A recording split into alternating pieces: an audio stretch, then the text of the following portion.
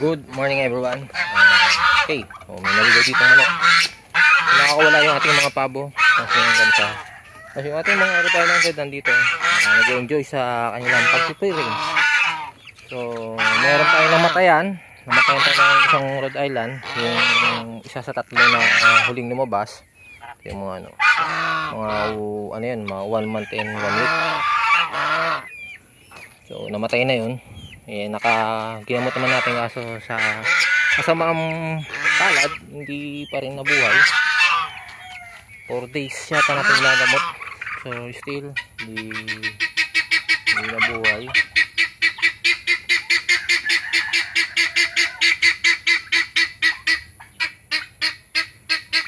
Ngayon natin Bengala. So yan yung nandito yung ibang Rhode Island, pero ito sila. Yung nakapila dyan, akala nila makakalabas sila dito kasi yung mga nakarang linggo nilalabas ko sila dito para makakain ng maayos kasi naanuan sila nung mga gansa sa mga malalaking pabo, lumanauna sa pagkain, mga sinisiga. Pero ngayon ayan, nakakain naman yung mga yan, pero wala tayong bahay ito, bibili tayo sa bahay mamaya para makakain sila. Malamang ang kasalo na dito itong mga 4 months old na pabo. So malalaki na itong mga to. Yung dalawang babae dito ibibenta natin for sale yan, dalawang babae dyan. Pero lalaki iwan natin kasi tanda na to si Bonbon, tanda na. So ito yung ating mga Rhode Island. Dito makulimlim.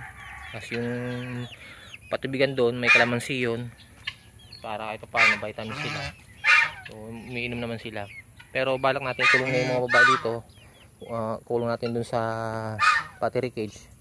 Selection, kukuha tayo ng malalaki, tapos yung mga liliit iiwan natin dito. So para magkaroon tayo ng mga petluging ili. So yun yung binabala ko na panibagong mga RTL. Kasi wala mong bumibili. So gawin ko na talagang RTL, diretso ko na. Gawin silang pet.